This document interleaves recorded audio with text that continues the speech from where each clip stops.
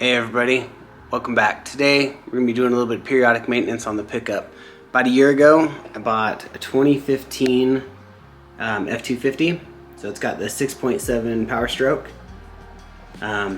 So with that we'll be doing a fuel filter change. I haven't had to do one yet, and we're going to go ahead and knock it out. Stay tuned.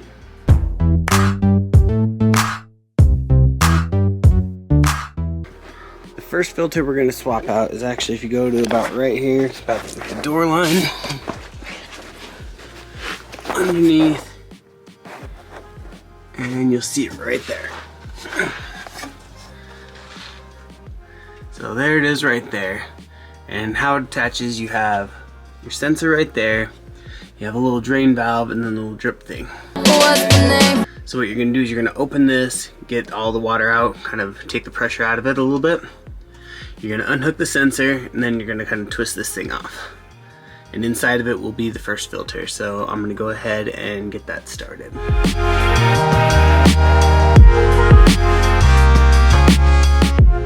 So we're going to let this run for a little bit. And unplug this, and get it out of the way. But we're going to let it run for just a minute. Mostly just to get the pressure out. It doesn't really have to be emptied out entirely. One eternity later. Go ahead and tighten this back up.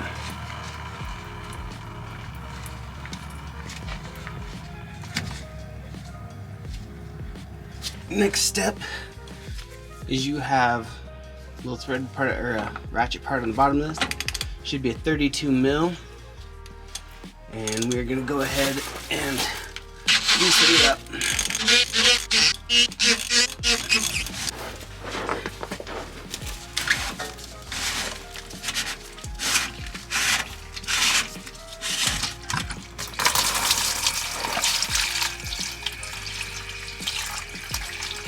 Now what I'm going to do is I'm going to swap that filter out with this filter.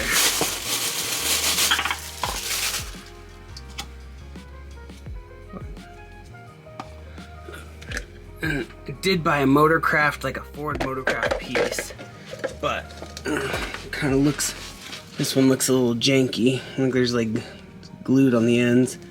I don't know how much faith I have in it. But how you take this out is it just snaps out, so you kind of just pop it. And grab that, throw it in there. You take your new one after the inside. Make sure it's all clean and empty. Get the rest out of there. And then you just pop this one back and snap it into place. And that's how you do that for now. And then we're going to go ahead and put the O-ring on the inside. I'll show you that. So if you look up there on the threads, there's an O-ring up here. We're gonna go ahead and take this one off.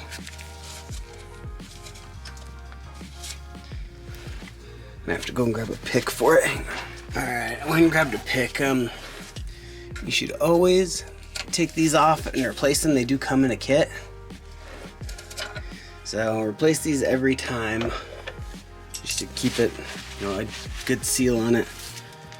So I already have like a greased one that comes with in the kit, so I'm gonna go ahead and throw this on there. And what you're gonna do is there's a little groove for it, so you're gonna stick it in there. You can kind of just roll it on there, and you can feel it kind of pop into that groove on all the sides. So now once that's done, you can go ahead and throw this guy back on.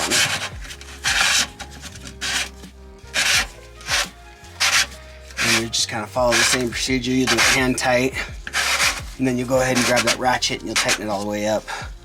There is an actual stopping point with the ratchet, so you'll know when to stop.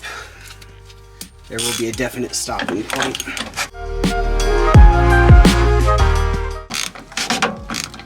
Yep, like right there, it can't push any farther. That was where it started the first time. So what you're gonna do, let's go ahead, pop that sensor back on, and dry this little guy off, just so you can be able to tell where if it does start leaking or anything, you'll be able to tell. And this bottom filter is done. We'll move up to the top one. All right, and this next one, just back here, and it's right there where you see the two hoses go into the canister. So this is what we're looking at in your canister, just like it. So we'll go back there and replace it. To take these off, you're gonna have two different ways of doing it. You're gonna pull each of these off. You wanna put, paper towel, something underneath it to kind of, because there will be fluid in the line. It's not pressurized, but there will be some residual that comes out. So what you wanna do first, with this one on the closer to me, is you wanna take both these tabs.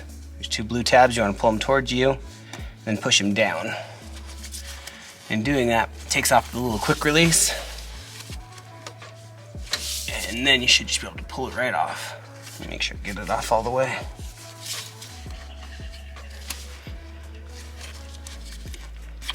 Yep.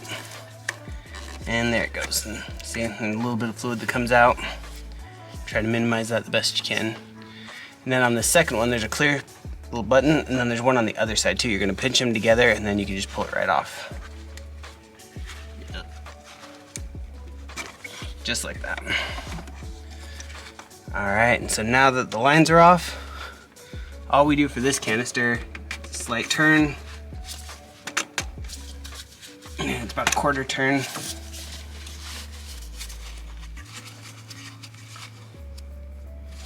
And then it should just come up.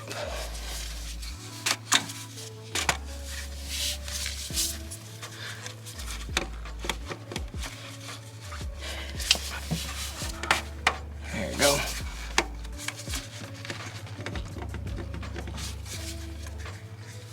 I can do it! I've got anchor arms! And once you get that turn, yeah, it comes up just like that. Put that aside. Take the new one.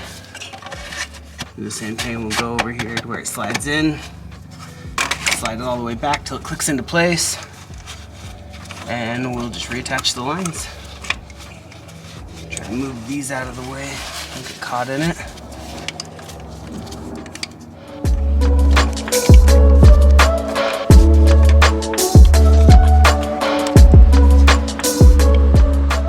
Alright. Just check and make sure they're secure. Clean it up the same way we did the other one. Now, both filters are in place. Now we just need to do the startup procedure. So the startup, once you change out those filters, you kind of want a little bit of fuel to run through them. So you're gonna basically pressurize the fuel system.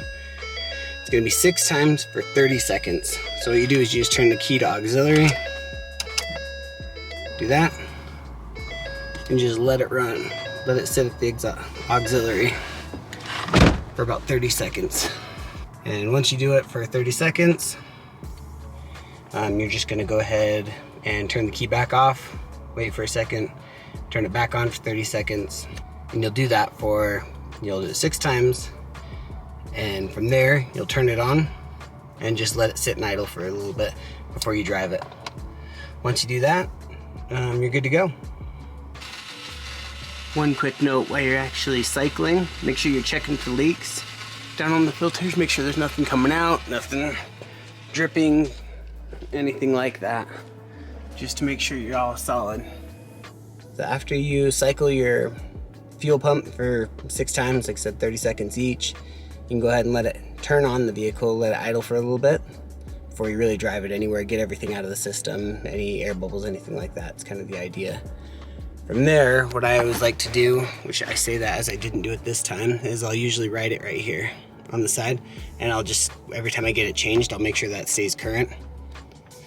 So then I just know when to do it. I do it about every other oil change, and that's kind of, the rule of thumb, what I've always kind of heard. So that's it for changing the fuel pump. I'll see you next time.